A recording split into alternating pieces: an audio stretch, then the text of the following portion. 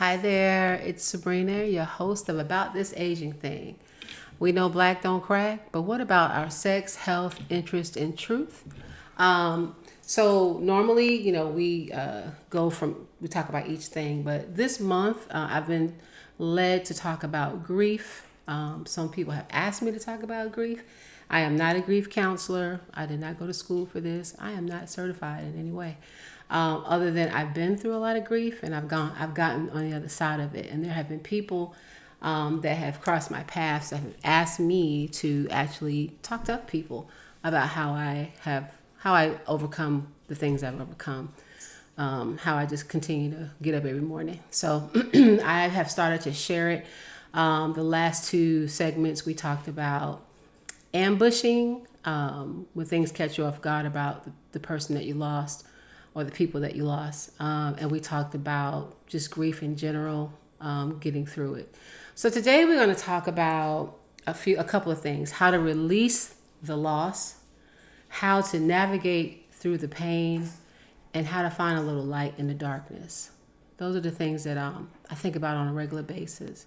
So I want to talk about, we talked about grief is not just death. Grief can be divorce. Grief can be friendship ending. Grief can be a job you thought you were doing great at, and they call you in the office and tell you that they're not keeping you, and you did not see that coming. Though all those things could cause grief, right? All those things are considered a loss. Sometimes people say, like when you lose people, like however you want to, phrase it, they passed on, they're in a better place, they transitioned. Sometimes when they know that you're going through that, they will say, "Oh, I know what you're going through," but they really don't, unless they have lost a sibling, a husband, a wife, a friend. If they have not had that experience, they mean well, but they really don't know what you're going through. Unfortunately, I've pretty much experienced most of it. So my mother, my brother, and my husband all died in my arms. And sometimes, you have to be so strong that you have to you have to make sure everything is happening that needs to happen when they make those transitions. And then you realize much later that you're dealing with trauma. It took me a long time to realize that I was dealing with trauma.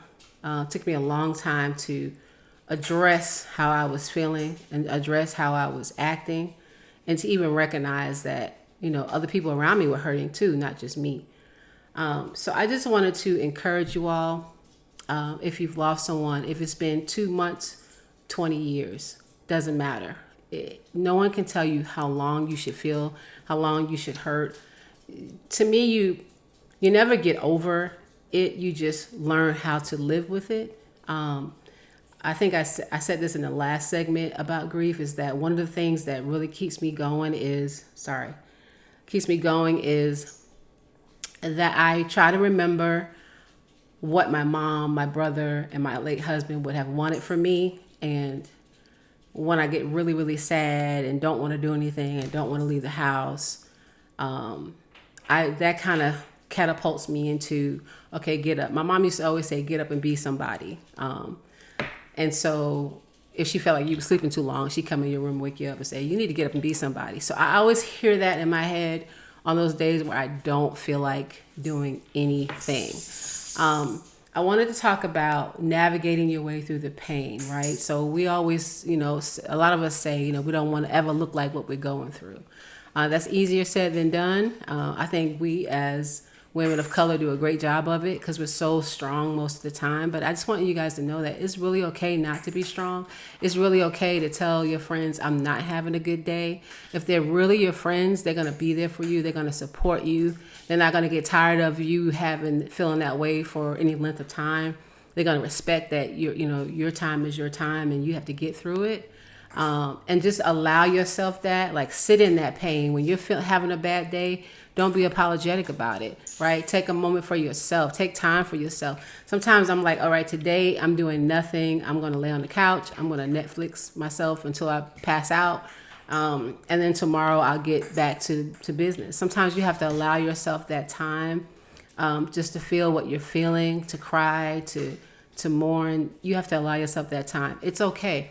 Some people say, I have kids, I don't have time for that. I get it. Like, I have a job, I don't have time for that. But you have to make time for it. And it's really okay for you to allow your children to see you sad. And when they ask you why you're sad, tell them the truth.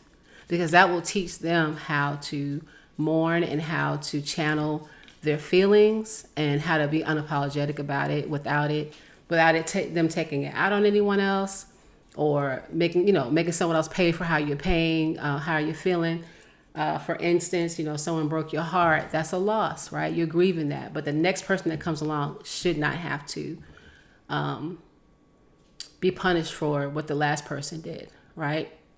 So it's the same thing to me. So just take time, be gentle with yourself. And I always ask myself, like, if a friend were going through what I am going through or what I am feeling, what would I say to that friend, right? And so whatever you would say to your friend, because we're usually gentle with our friends, do that for yourself. Be gentle with yourself. Say it to yourself. It's okay, I'm sad if I'm sad today. I miss that person so much. Whether it be because they left you in divorce and you didn't even see it coming, or whether it be because they left you in life and you didn't see that coming either, or it was a long terminal illness and you saw it coming and you just still didn't believe it was coming. Like, we all go through it, right? You feel numb. You feel like you're in limbo. You don't know what to do next. It's okay. It's okay if you don't know what to do next. I know we all like to be in control of what happens, but I feel like lean on whatever higher power you believe in. Lean on that. Lean on that and let it go. Give that feeling to whatever higher power that you deem is higher than you, stronger than you, can help you. If that's a best friend, if that's your sister, big sister, your brother, whoever it is, lean on that person. And this is a great time to practice vulnerability.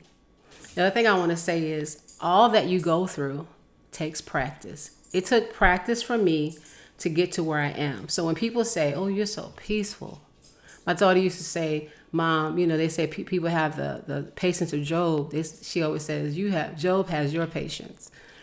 But she didn't understand how long and hard I worked to get to that peace. I am exactly who I am most days. I'm very proud of the fact that I'm pretty consistent.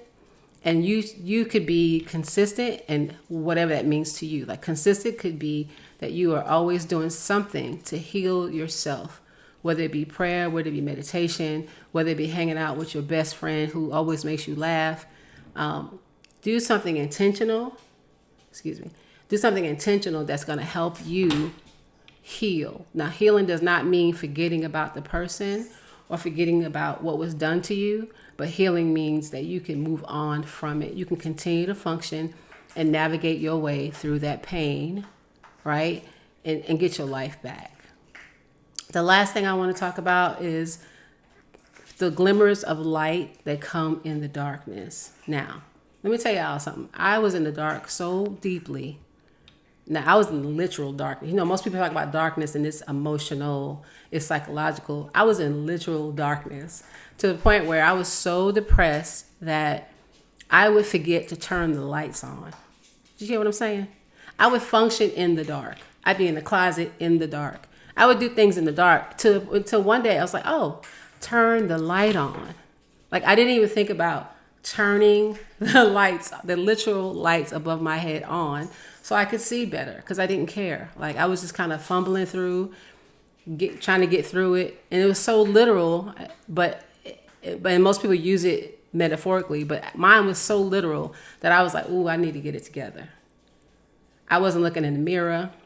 It didn't matter. Like, I was just in such a dark, dark place. And the way I got out of that dark place was A, acknowledging that I was in a dark place. B, making myself get up and if it's just getting outside my door, I made myself do that. Making myself say yes when people asked me to do things when I really didn't feel like it. Because when I did go, I always was glad that I did, right? So those things help you get glimmers of light. I started seeing little glimmers in the darkness. And as I continue to push myself not to a level of being uncomfortable, but just to a level of you got to get up and get out, right? When I started pushing myself to do a little bit more, even if it was just sitting outside my door on the patio, it allowed me to see more light and more light. And the darkness started to become more gray and more muted.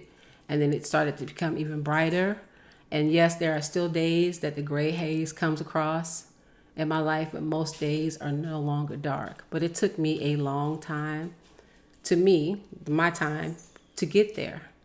And sometimes I was sick of me and I was frustrated with myself because I just wanted to get back to who I used to be so badly it just wasn't happening fast enough. And I realized I had to be kind to myself, patient with myself, and trust in what I believe in higher power. I trust in God to get me to where I needed to be. So I just wanted to share that with you all. I hope it helps somebody. In the next segment, we're going to talk about caregiving. All right. So you guys have a great day. Thank you for following about this aging thing. Thank you for liking us and leaving comments. And thank you for the messages. I really appreciate the feedback. Have a great day.